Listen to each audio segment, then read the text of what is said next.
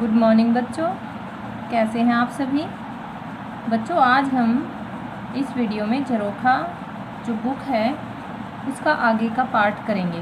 First chapter हमारा चल रहा है तो उसका आगे का पार्ट यानी पेज नंबर 5 से स्टार्ट करेंगे। ठीक है, पेज नंबर 5 निकालिए आप अपना। तो देखिए, तुम्हारे परिवार में होली कैसे मनाते हैं।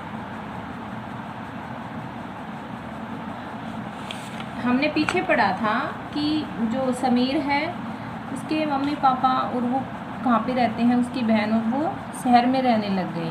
तो होली के अवसर पर क्या हुआ था, उसकी बुआ और उसके ताऊ ताई के बच्चे जो हैं और उसके चाचा चाची होली खेलने उनके पास आए थे। ठीक है, तो अब बताओ तुम्हारे परिवार में होली कैसे मनाते हैं, बताओ। तो कैसे मनाते हैं, कैसे लिखेंगे। होली के अवसर पर हमारे परिवार के सभी सदस्य एक साथ मिलकर होली मनाते हैं। आगे देखिए, तुम्हें होली का त्यौहार कैसा लगता है। तो क्या लिखेंगे, मुझे होली का त्यौहार अच्छा लगता है। तुम कौन से त्यौहार अपने दादा दादी चाचा चाची आदि के साथ मनाते हो, जैसे होली, दिवाली, है ना। बुआ की सगाई, यह फ़ोटो उस समय की है जब मेरी बुआ की सगाई के अवसर पर हमारा पूरा परिवार गांव के घर में इकट्ठा हुआ था। तो तुम्हारे भी परिवार में ऐसे होता है ना, जब किसी की शादी होती है या कोई घर में कोई अवसर होता है, कोई ओकेजन होता है, तो उस पर सभी इकट्ठा होते हैं, है ना। त्योहारों के अलावा किन अवसरों पर तुम्हारे परिवार के सभी सदस्य इकट्ठे होते हैं। कब होते हैं, शादी पे, किसी के जन्मदिन पर, या फिर किसी दुर्घटना में, अथवा मृत्यु के समय पर, है ना। जब परिवार के सभी सदस्य इकट्ठे होते हैं तब तुम्हें कैसा लगता है, तुम क्या क्या करते हो।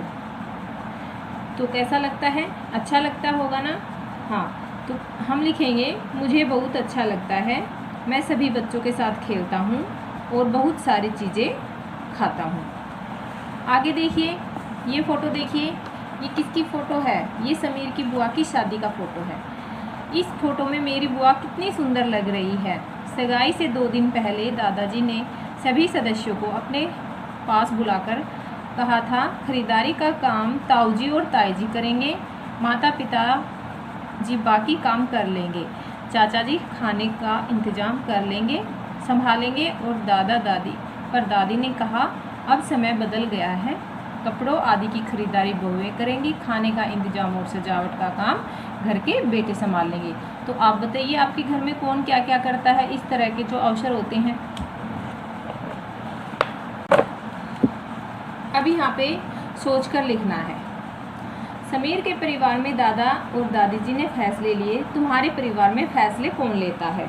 हमारे परिवार में आंसर में लिखेंगे, हमारे परिवार में सभी सदस्य दादाजी दादी जी, पिताजी, माताजी सब मिलकर निर्णय लेते हैं, है ना। क्या फैसले लेने वाला व्यक्ति परिवार के अन्य सदस्यों की राय भी लेता है। तो इसमें क्या लिखेंगे, हाँ।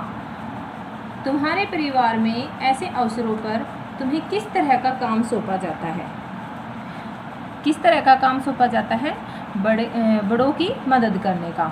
ठीक है, तुम्हारे परिवार में नीचे लिखे गए कामों के बारे में किस किस सदस्य की राय शामिल होती है, जैसे खाने में क्या क्या बनेगा, इसमें किसकी राय शामिल होती है, कौन बताता है कि आज खाने में क्या बनेगा। तो जैसे आपके परिवार में होता है, पिताजी बताएंगे, दादाजी बताएंगे, या दादी जी, या फिर माताजी। दिवाली पर पटाखों की खरीदारी होगी या नहीं, यह कौन बताएंगे, पिताजी बताएंगे, क्योंकि बड़े वही हैं। ठीक है, त्योहारों पर नए कपड़े, जूते आदि खरीदने हैं या नहीं, इसके बारे में कौन बताएंगे, पिताजी या माताजी। घर के लिए टीवी, फ्रिज, स्कूटर, साइकिल आदि की खरीदारी कब होगी, तो ये चीज़ें भी माताजी या पिताजी ही बताएंगे, क्योंकि वही बड़े हैं। अब आगे देखिए, चर्चा करो।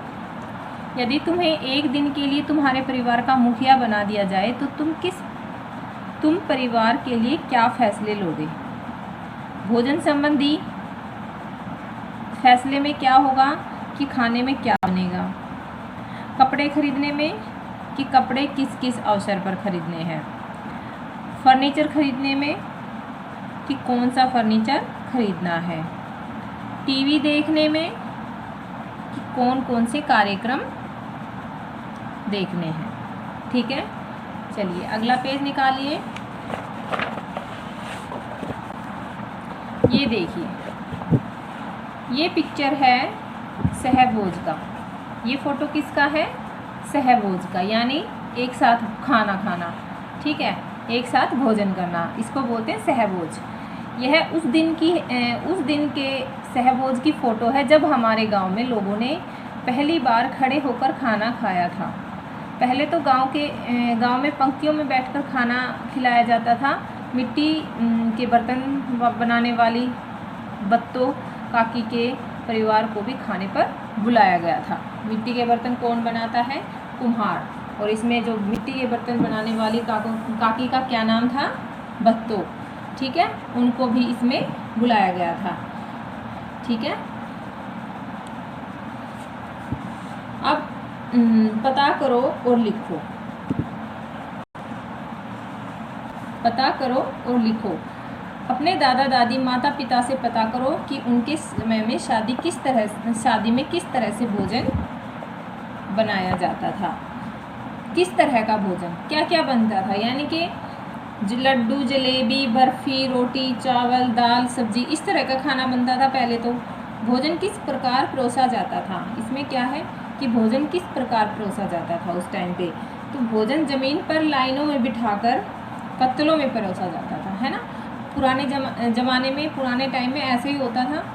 सोचो और लिखो, क्या तुम किसी ऐसे सामूहिक भोज में शामिल हुए हो जहाँ पंक्तियों में बैठकर खाना खिलाया जाता है?